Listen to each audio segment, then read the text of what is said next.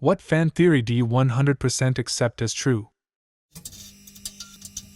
Kevin from The Office was only pretending to be an idiot so that people wouldn't suspect that he was laundering money. Also, Ed Truck wasn't decapitated. Creed made that shit up on the spot and nobody questioned it for some bizarre reason considering Creed makes shit up all the time.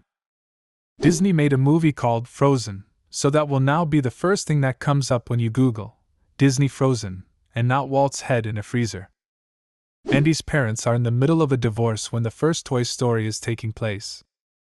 The dad is definitely divorced or dead. The movie takes place as Andy's mom is moving to a smaller house and Andy finds replacement father figures in two toys that represent traditional male archetypes. Also, the entire conflict between Buzz and Woody plays out like a dad and stepdad fighting over custody of a child. Anakin accidentally used the Force to make Padme fall in love with him. The romance element definitely looks stilted and forced in that movie.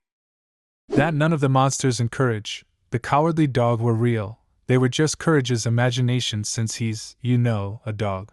He lives in the middle of nowhere because he doesn't know anything beyond the house he lives in. Every visitor or passerby manifests as an evil monster because his dog brain sees them as a threat.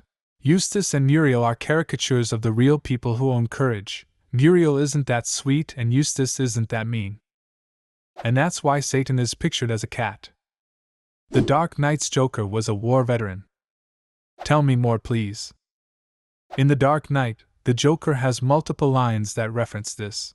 First off, his conversation with Harvey Dent in the hospital. A truck of soldiers, blown up and no one bats an eye, was one of the things he told Dent. This seems strange to say. Second thing, Joker knows about interrogation techniques. As Batman smacks his head on the table in the police station, he tells him that you never start with the head, the victim gets all fuzzy. Seems like Joker has had his fair share of interrogations, maybe even as the interrogator himself. And lastly, Joker is proficient with lots of weapons, using RPGs and machine guns. This is why some people believe that this Joker has PTSD from his war services, and that's why he turned insane. So why do they call him the Joker? I hear it's because he wears makeup. Makeup? Yeah, like war paint. To scare people. The Dursleys were more evil because of living with a Horcrux. I like that one a lot too, but the one thing that gives me pause is the first chapter of the series where it shows Vernon going about his day. He seems to be as much of the person he was when Harry was grown, considering all those around him that were wearing robes to be maniacs and crazies. Definitely couldn't have improved their disposition, though. I always thought Petunia Dursley was a very well-written character. Think of it this way. You're a kid and discover that your little sister is literally magic. She has special powers that you don't have and will never have. And while you have to carry on with your perfectly average, humdrum life and go to school to learn maths and geography, your sister gets to go on a magic train to magic school to learn how to fly on broomsticks and perform miracles. Petunia wants to be Lily. It's even in the books that she writes to Dumbledore as a child to try to convince him to let her attend Hogwarts. And when she's turned down, the only way she knows to deal with it is to try to convince herself and magical people are freaks and being normal is better. It makes perfect sense she'd marry someone like Vernon who mirrors her attitudes perfectly, and dote on Dudley because he's completely and utterly average. Snape hated Neville because if Voldemort had chosen the Longbottoms rather than the Potters for the prophecy, Lily would still be alive. I think that's less a fan theory and something that is 100% true. There's one about Hotel Transylvania, spoilers, that describes how Dracula actually went back to the human village responsible for the death of his wife to kill and mentally enslave everyone there to be his worker bees for the hotel years later. This would explain why everyone that works at the hotel are zombies and expect nothing in return for their time working there, as well as their total faith towards Dracula's requests. I like this theory especially after my kids have made me watch this more than once. Han Solo knows full well that a parsec is unit of distance. He speaks as if it's a unit of time in order to test his potential clients and know how to posture with them. If they call him out on it, he can use the superior navigation system explanation. The Falcon's computer, L3-37's NAV logs, is the best at navigating dangerous space, finding short hyperspace routes. And if they don't, then he knows that he can inexplicably quote a higher price without the client knowing any better. Either way, he knows more about what he's transporting, and he has two ways of raising his transport prices. The series Scooby-Doo takes place following a complete global economic collapse. 1. A bunch of kids driving around with no responsibilities or accountability. 2. Every place they come across is super run down, and most places are abandoned. 3. Skilled people like doctors and scientists resort to playing tricks and scaring people in order to make some money or hold onto a piece of property. Neo isn't the one in the Matrix, it's actually Smith. Neo was born outside in the real world, dies and is reborn at the end of the first movie. However, Agent Smith also died and was reborn within the Matrix. He refers to it in an epic monologue when he first encounters Neo in the second film. The One also has the power to rewrite the Matrix as he saw fit. Smith clearly displays this power once he is reborn, something that Neo never does. Neo only ever bends the rules, but he doesn't make the kinds of alterations that Smith does. Smith also calls the Oracle Mom when they meet in the third film. There are a bunch of other nuances, but I am at work, and that's all I remember off the top of my head. One of the things that point towards this idea is the Oracle telling Neo he's not the one. She wasn't lying, she knew from the start it was Smith. But she says, maybe in another life though, and then Smith kills Neo, and Neo comes back to life as the one.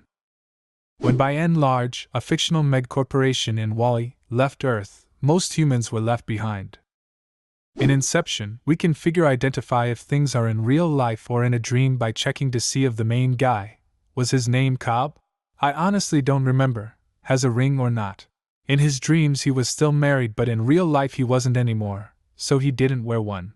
This means that the last scene was real. The Winchester brothers' bad luck is due to all the mirrors they broke in the Bloody Mary episode. I have a theory about Sherlock's borderline obscenely tight clothing. Sherlock is an addict. What happens to addicts when they go on binges? They tend to do nothing but consume their drug of choice at the expense of eating, drinking, or sleeping. Consequently, they lose a lot of weight very rapidly. So, here's my theory. Mycroft finds Sherlock after one of his binges. He gets his brother cleaned up and buys him some new clothing. Given the choice, do you really think Sherlock would choose to dress himself almost exclusively in suits and button-down shirts? This is a man who literally wore a bedsheet to Buckingham Palace. He doesn't care what his clothes look like. But Mycroft does. So Mycroft has custom shirts and suits tailored for Sherlock so that he at least looks presentable despite being nothing but skin and bones. Sherlock recovers from his drug binge, and he starts to regain the weight that he lost. But as he gains the weight, does he buy himself new clothing that fits appropriately? No, of course not. He just keeps wearing the clothes that Mycroft bought him without any regard for how they fit. As a result, Sherlock Holmes is constantly wearing button-down shirts that are curiously too tight for him, yet are still perfectly long enough for his arms and legs. R2-D2 is the hero and ultimate focus of Star Wars, and they chicken out of making Jar Jar a Sith Lord. My friend has a theory that Yoda is piloting R2-D2 from the inside. Anytime you see them together, Yoda is using the Force. Also, my pet theory is that R2-D2 is always the one piloting the X-Wing, he just lets Luke think he's in control. The Joker's superpower is timing. My favorite fan theory about the Joker, don't know where I heard it, is that he doesn't have any superpowers or ingenuity at all, he's just aware of the fact he's in a fictional universe. This drives him insane, and he does these over-the-top schemes to try and break his fictional reality. His obsession with Batman is due to the fact that Batman is clearly the protagonist of this whole charade, and he wants to tear him down by any means necessary. Not sure if this counts, but I think that Nick Carraway, the narrator in The Great Gatsby, is gay. His relationship with Jordan seems very much like a lavender marriage, where two gay people would get together for appearance's sake. Further, she is described as being physically very boyish and athletic. They never seem particularly into each other, either. Also, the scene after Nick and company get wasted with the crew in NYC, he seems to wake up with that one neighbor lady's husband. I think it's the neighbor of Tom's mistress's sister. There is also a theory that Gatsby was either black or Jewish. Personally, I lean toward him being Jewish. SpongeBob takes place underneath Bikini Atoll, a former nuclear testing site. All the Legend of Zelda games are retellings of the same story in oral tradition that has been slightly changed multiple times and is being explained by a different narrator each time. I've seen the official timeline, but the fan theory is better, in my opinion. When Snape dies and tells Harry to look at him, it had nothing to do with Harry. Snape wanted the last thing he saw to be Lily's eyes. The TV show Lost had a bunch of random clues that led nowhere because the writers sucked. Oh, they had plans, but it's hard to write a mystery when you have no idea how long it's going to be. Imagine writing a mystery novel thinking it'll be 12 chapters when the publisher comes by and says, "Now, without changing anything you've already written, make it another 48 chapters long." You'd be fucked. But you make it, and at chapter 60 the publisher comes back and says, "Hey, these are selling well. Now make the story another 36 chapters longer." Oh, and you can't go back and change things. Edit. Oh, I forgot about one thing. As you're writing chapter 85, you find out that people have solved the whole damn thing. The details you planted in chapters 1 to 12, where they were supposed to be, ended up giving away the whole thing since you added those extra 70 chapters. Now, to avoid making people feel like they've wasted their time, you have to come up with an entirely new answer to this pre-existing mystery that no one has guessed yet.